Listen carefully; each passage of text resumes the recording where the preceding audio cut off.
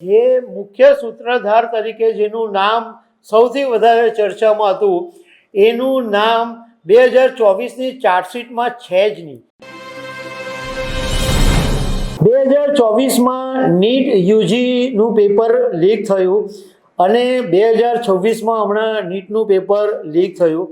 એમાં એક વાત એ સામે આવી રહી છે કે આરોપીઓના નામ જુદા જુદા છે, પરંતુ આખી જે નેટવર્કની પેટર્ન છે એ બિલકુલ સેમ છે। અને 2024માં જે લોકો પકડાયેલા હતા એમાંથી મોટા ભાગના લોકો જામીન ઉપર બહાર છે અને જે મુખ્ય સૂત્રધાર તરીકે જેનું નામ સૌથી વધારે ચર્ચામાં હતું એનું નામ 2024ની ચાર્જશીટમાં છે જ નહીં।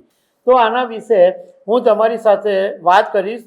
મારું નામ રાજેશ શાહ છે અને તમે જોઈ રહ્યા છો ગુજરાતના સૌથી મોટા ડિજિટલ ન્યૂઝ પ્લેટફોર્મ ખબર છે.com। 5 મે 2024 નીટ યુજીની પરીક્ષા શરૂ થાય એ પહેલાં જ ખબર પડી હતી કે પેપર લીક થયું છે અને મુખ્ય કેન્દ્ર પટના હોવાનું એ વખતે સામે આવ્યું હતું। સોલ્વર ગેંગ એની અંદર સામેલ હોવાની પણ વાત એ વખતે સામે આવેલી હતી। હવે 2024માં જ્યારે આ પેપર લીકની વાત સામે આવી ત્યારે નેશનલ ટેસ્ટિંગ એજન્સી એનટીએ તે વખતે દાવો કરેલો કે ફૂલ પ્રૂફ સિસ્ટમ લગાવવામાં આવશે અને એક કમિટી પણ બનાવેલી અને તેની ભલામણો લાગુ કરવામાં આવી અને એમ છતાં 2026ની અંદર નીટનું પેપર લીક થઈ ગયું। તો એનટીએના દાવા પોકળ સાબિત થયા। દિવ્ય ભાસ્કરે 2024ના નીટ પેપરની સાથે જોડાયેલા રેકોર્ડ્સ, સીબીઆઈની ચાર્જશીટ, પટના હાઈકોર્ટના આદેશોની તપાસ અને આ તપાસમાં પકડાયેલા લોકોનું સતત જામીન ઉપર છૂટવું, એ બધી તપાસ કરી તો એમાંથી એવો સંકેત મળ્યો હતો કે આ લોકો જામીન પર છૂટ્યા એટલે ટૂંક સમયની અંદર ફરીથી પેપર લીક થવાનું જ હતું, એક સંકેત મળી ગયા હતા। આમાં કેટલાક પોઈન્ટ સમજવા જેવા છે।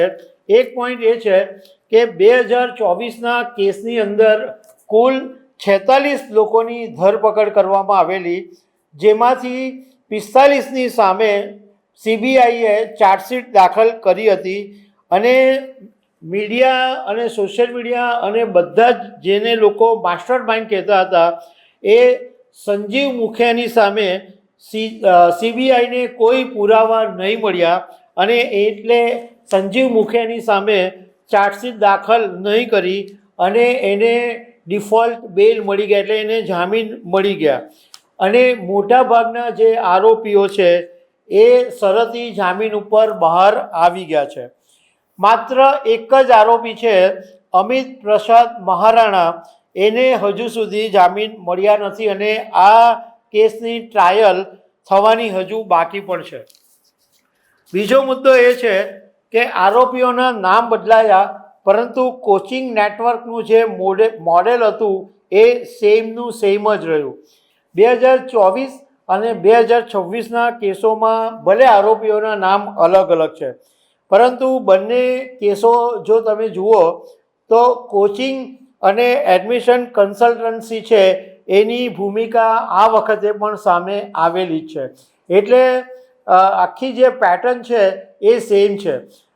2024માં સંજીવ મુખિયાએ 5 મહિના પહેલાંથી આખી મહેનત શરૂ કરી હતી પેપર લીક કરવા માટેની।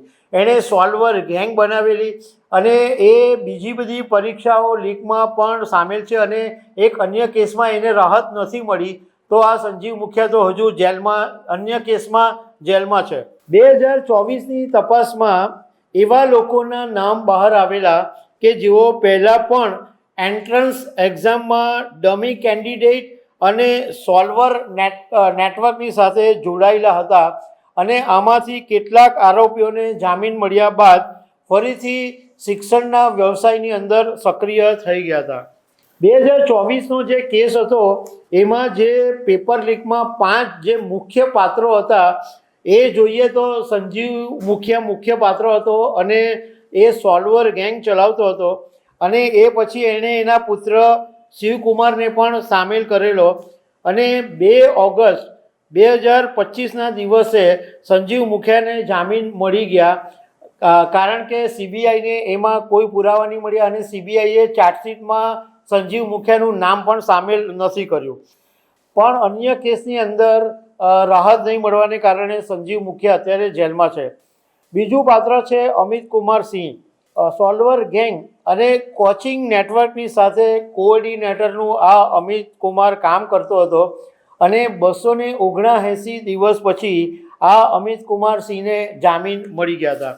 પંકજ કુમાર ઉર્ફે આદિત્ય પેપર ચોરીથી લઈ અને પુરાવા મિટાવવા સુધીના કાવતરામાં પંકજ કુમાર સામેલ હતો અને એને 272 દિવસ પછી જામીન મળી ગયા. ચોથું પાત્ર છે રાકેશ રંજન ઉર્ફે રોકી.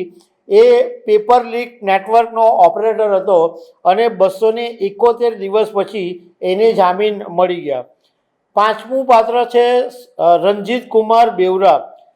કાઉન્સેલિંગ સેન્ટરથી ઉમેદવારો સુધીની પહોંચ ધરાવતો આ રંજીત 276 દિવસ પછી જામીન ઉપર બહાર આવી ગયો અને ભુવનેશ્વરની અંદર રંજીતના નામે એક ટ્રસ્ટ અને ઘણી બધી કંપનીઓ આવેલી છે. 2024 નીટ પેપર લીકની તપાસ અને જામીનનો આ જે સિલસિલો છે એના ઉપરથી સ્પષ્ટ થાય છે કે 2026માં પણ સામે આવેલા જે નામો છે એ વધુ દિવસ જેલમાં રહેશે નહીં. કારણ કે આ એવો આરોપ છે કે કેમેસ્ટ્રીના લેક્ચરર પીવી કુલકર્ણીની પહોંચ પેપર સુધી હતી અને તેમણે આ પેપર મોડે કરીને લીક કર્યું હતું. એટલે જાણકારોનું કહેવું એ છે કે કોર્ટમાં આ સાબિત કરવું મુશ્કેલ પડશે અને અન્ય જે આરોપીઓ છે મનીષા વાઘમારે, મનોજ સિરુરે, તેજસ શાહ, મનીષ હવલદાર, એ લોકો પેપર લીક નેટવર્ક અને પેપર ખરીદવા અને વિદ્યાર્થીઓને પૂરું પાડવાનો એમની ઉપર આરોપ છે. પરંતુ જે પ્રમાણે 2024માં બધા જામીન ઉપર બહાર આવી ગયા એ જોતાં એવું લાગે છે કે 2026માં પણ આ જ રીતના બધા જામીન ઉપર બહાર આવી શકે છે. અને જાણકારોનું કહેવું એમ છે કે આવા બધા જે કૌભાંડીઓ જામીન ઉપર બહાર આવી જાય તો પેપર લીક કેવી રીતના અટકશે એ એક મોટો સવાલ છે. તો દર્શક મિત્રો, આવી અનેક વાતો સાથે અમે તમને મળતા રહીશું. આભાર.